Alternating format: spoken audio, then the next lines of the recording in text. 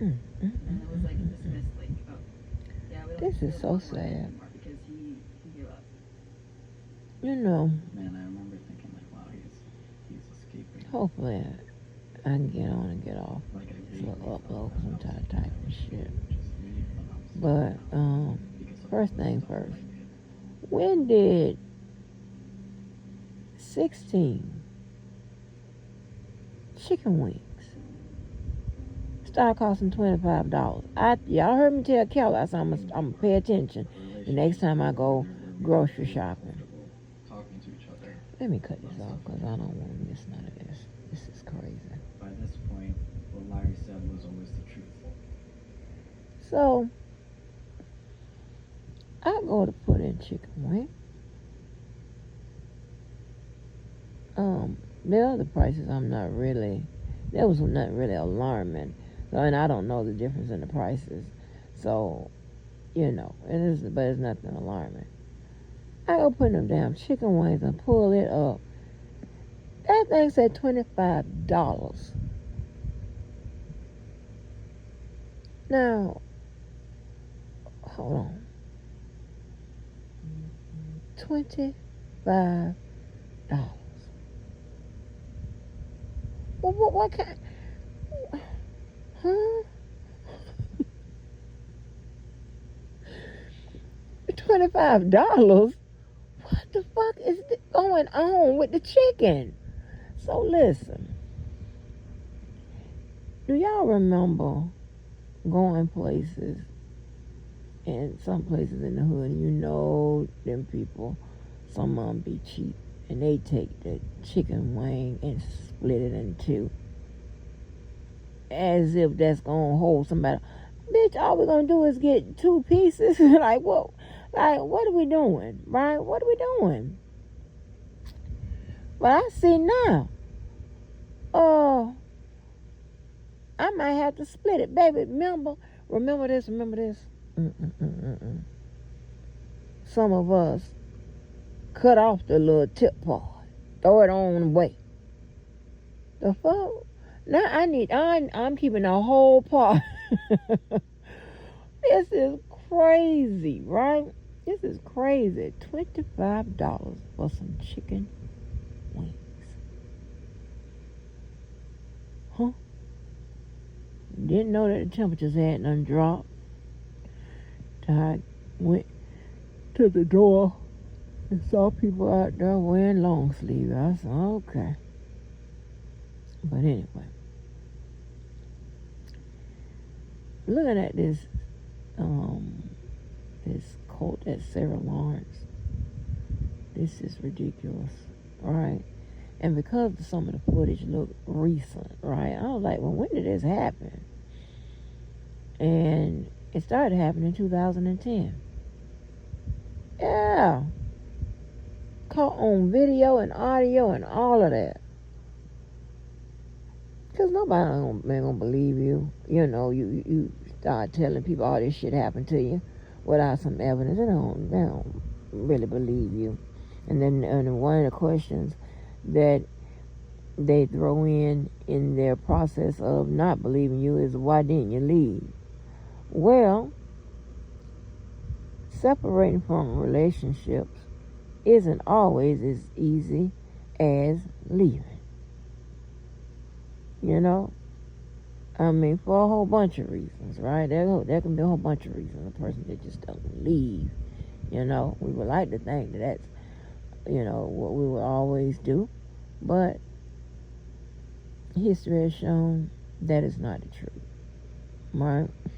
Now, I'm pretty sure if you look back in some of the relationships you've been in, you should have just left, whatever kind of relationship it was, right? Friendship, romantic relationship, kinship, whatever. You have to, put some space in there. But hey, that's a process.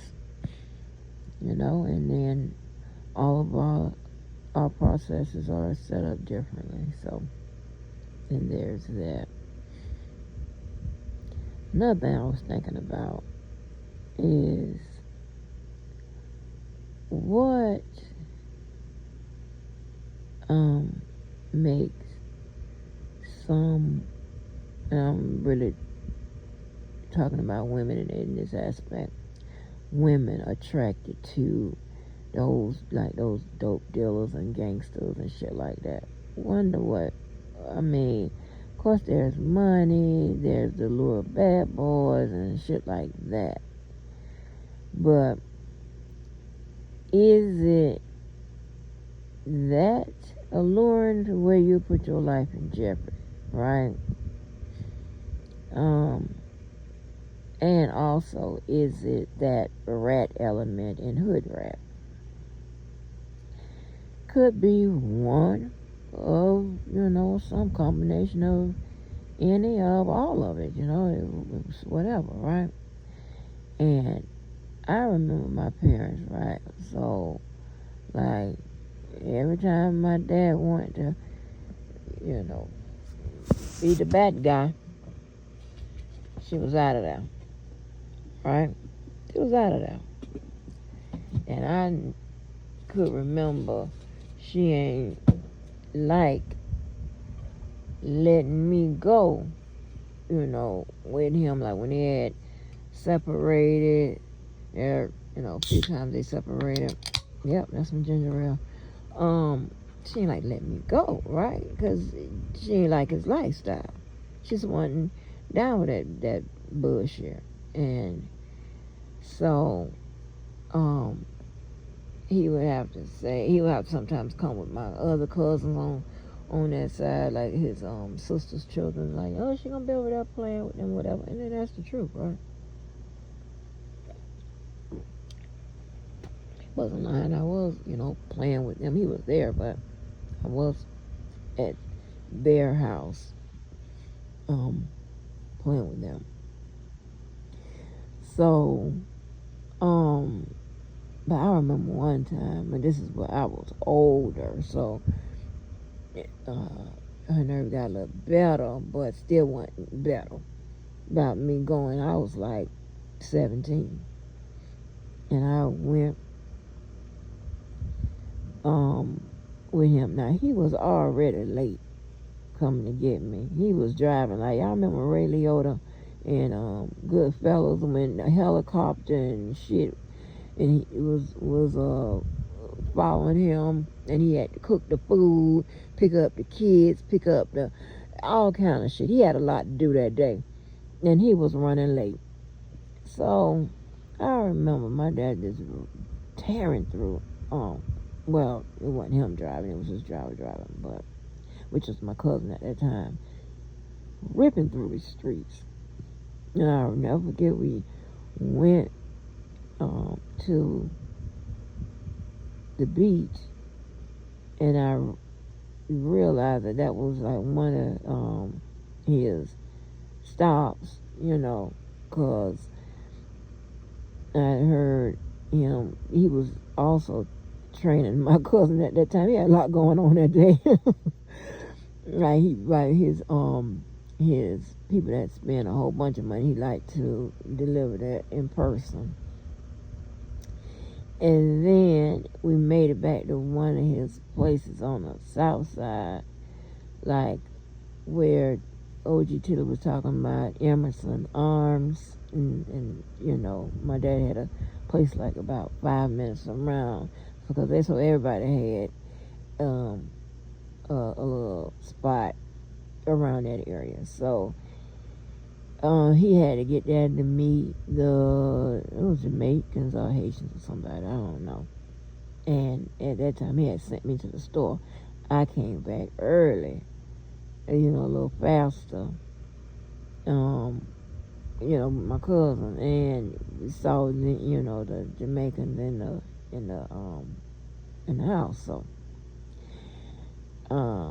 but that was the only time he had me run, his life like that. And my mom didn't, she wasn't with it. She didn't stand for it.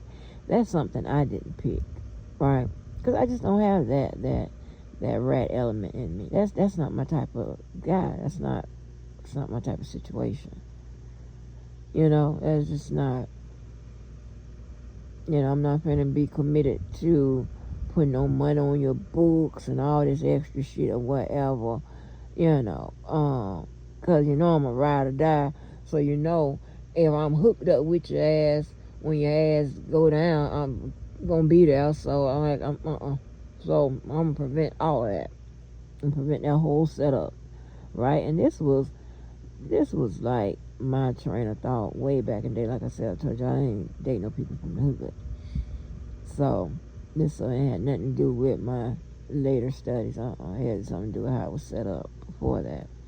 And being that I had to put, Mr. Walker through the program. We can't, this ain't the life. I don't give a damn about the benefits of I don't give a fuck about none of that. And I can recall, so maybe I could give him this point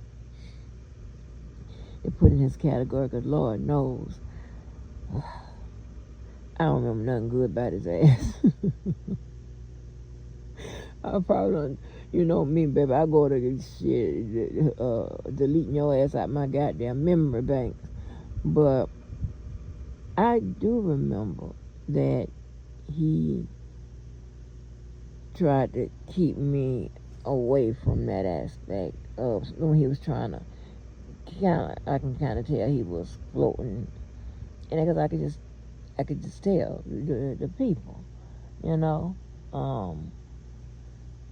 So like some people he know, but I know of them, so I know what they, what was going on and whatever, and he would like my, my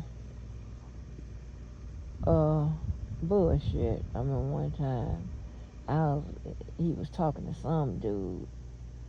And we was together. He was having a full length conversation, and he didn't introduce me to the dude. And me, I raised hell. He was like, "You don't need to know everybody, right?" I remember hearing that a few times afterwards.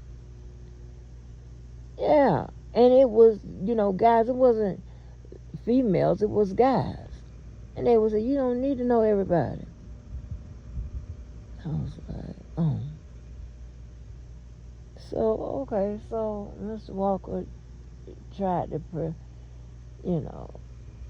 protect me. Oh, okay. So we're going to give him a half a point. But yeah, I don't, like some women, they be, baby, you can run it through their house. They going to be down with you, this, that, and third. Well, they ain't going to be trying to get you about their lifestyle or whatever, or that ain't me. You got some got to give, but this ain't gonna work out, especially when you have children or you plan to have kids. Now, what the fuck? Like, I ain't with all that. You don't know who gonna kick in your motherfucking door. Yeah. So that's what I wanna deposit on this goddamn upload.